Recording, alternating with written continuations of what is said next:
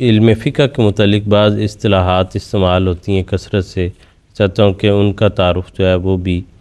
کیونکہ کئی دفعہ گفتگو میں روانی میں وہ استعمال کرتے ہیں تو دیکھنے والوں کئیوں نے اظہار کیا کہ جی وہ آپ جلدی سے گزر جاتے ہیں، ہمیں وہ سمجھنے میں مشکل ہوتی ہے۔ تو عرض یہ ہے کہ فقہ میں اجماع اور اجتہاد کی اصطلاح استعمال ہوتی ہے، اس سے کیا مراد ہے؟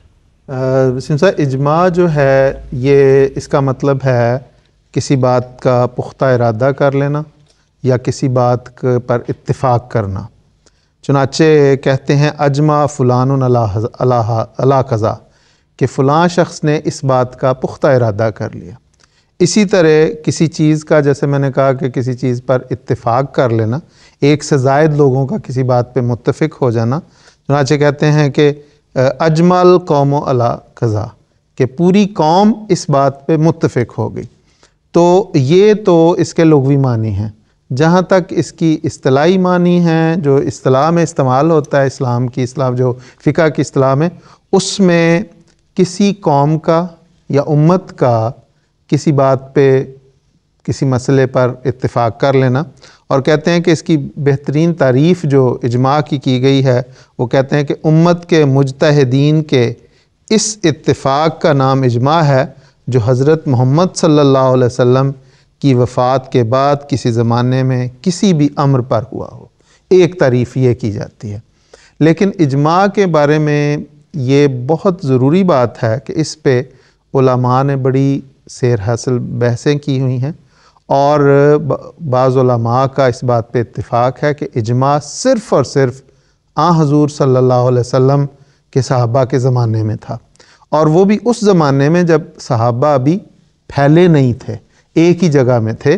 اور حضرت مسیح علیہ السلام نے بھی اسی لیے لکھا کہ صحابہ کا پہلا اجماع جو ہے وہ وفات مسیح پہ ہوا تھا، جب حضرت حضور صلی اللہ علیہ وسلم کی وفات ہوئی اور حضرت عمر رضی اللہ تعالیٰ عنہ نے اس بات پہ انکار کیا کہ نہیں، حضور صلی اللہ علیہ وسلم فوت نہیں ہوئے بلکہ آسمان پر گئے ہیں، تھوڑی دیر بعد واپس آ جائیں گے۔ تو اس پہ حضرت ابو بکر صدیق رضی اللہ تعالیٰ عنہ نے آ کر جب یہ آیت پڑھی ہے کہ وما محمد الا رسول قد خلت من قبلہ الرسل، اور حضور صلی اللہ علیہ وسلم کی وفات کا اعلان کیا ہے، تو اس پر صحابہ اس طرح خاموش ہوئے ہیں گویا ان کے سروں پر پرندے بیٹھے ہوئے تھے۔ تو حضرت مسیح علیہ السلام نے فرمایا یہ ہے اجماع، یہ تھا جس پہ کسی نے، حضرت عمر رضی اللہ تعالیٰ عنہ جیسے جو پوری طرح مخالفت کر رہے تھے اور کہہ رہے تھے کہ جو بھی کہے گا کہ وسلم فوت ہوئے ہیں میں اس کا سر قلم کر دوں گا، تلوار ہاتھ میں پکڑی تھی، وہ بھی رونے لگ گئے، اور وہ کہتے ہیں کہ مجھے یوں محسوس ہوا جیسے یہ آیت آج نازل ہوئی ہے۔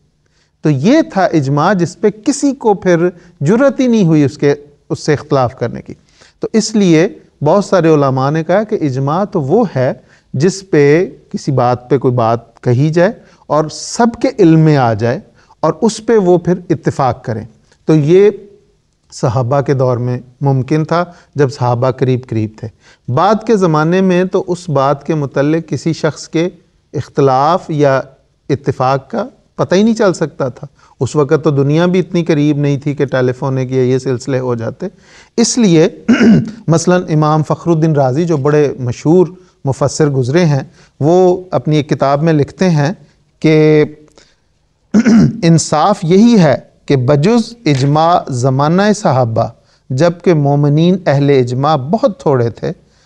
اور ان سب کی معرفت تفصیلی ممکن تھی، یعنی ان کا آپس میں ایک دوسرے کا ملنا، ایک دوسرے کے علم ہونا، ایک دوسرے کی بات کا جاننا جو تھا ممکن تھا، اور زمانے کے اجماعوں کے حصول علم کی کوئی سبیل نہیں۔ یعنی باقی جو زمانے ہیں ان میں اگر کوئی کہے کہ اجماع ہو سکتا ہے تو وہ ممکن نہیں۔ اسی طرح امام شوکانی جو بڑے مشہور فقی گزرے ہیں، علم فقہ کے عالم گزرے ہیں، وہ کہتے ہیں کہ جو یہ دعویٰ کرے کہ ناقل اجماع ان سب علماء دنیا کی جو اجماع میں معتبر ہیں معرفت پر قادر ہے، یعنی اجماع کو نقل کرنے والا، اجماع کی کہ اس بات پہ اجماع ہے، اس کا جو یہ دعویٰ کرتا ہے اس کا سب علماء دنیا کی جو اجماع میں معتبر ہیں معرفت پر قادر ہے، وہ اس دعوے میں حد سے نکل گیا اور جو کچھ اس نے کہا اٹکل سے کہا۔ یہ ہو ہی نہیں سکتا کہ وہ ہر ایک کے بارے میں جان سکے کہ اس کی بات اس سے اتفاق رکھتی ہے اختلاف، کیونکہ دور دور لوگ علماء پھیلے ہوئے ہیں۔ اسی طرح حضرت مسیح علیہ السلام لکھتے ہیں کہ خدا امام احمد بن حنبل پر رحم کرے کہ انہوں نے صاف فرما دیا ہے کہ جو دعوی اجماع کا مدعی ہے وہ جھوٹا ہے۔ یعنی صحابہ کے بعد کے زمانے میں اگر کوئی اجماع کا دعویٰ کرتا ہے کہ اس بات پہ اجماع ہو گیا، وہ غلط ہے، اجماع نہیں ہو سکتا۔ اور اس کی روشنی ہے خاصا جی یہ جو کہا جاتا ہے کہ جی پوری امت کا، غیرت جماعت جو مولوی ہیں ان کا یہ کہنا کہ جی پوری امت کا اجماع ہے کہ احمدی مسلمان نہیں۔ جی بالکل، ان حوالوں کی روشنی میں اس اجماع کی حقیقت جو ہے وہ خوب واضح ہو جاتی ہے۔ وہ جس طرح علماء نے کہا کہ وہ جھوٹا ہے، وہ اس اٹکل سے کام کر رہا ہے، ہاتھ سے نکلنے والا، یہی ہے بات۔ ورنہ آج بھی امت مسلمہ میں ایسے جو خدا سے خوف کرنے والے لوگ موجود ہیں جو کہتے ہیں، ابھی یہ ہمارے جلسے پہ انہوں نے کہا کہ وہ ڈرامہ ہوا تھا 74 کی اسمبلی میں، وہ ایک ڈرامہ تھا، کچھ بھی نہیں تھا اس کے پیچھے۔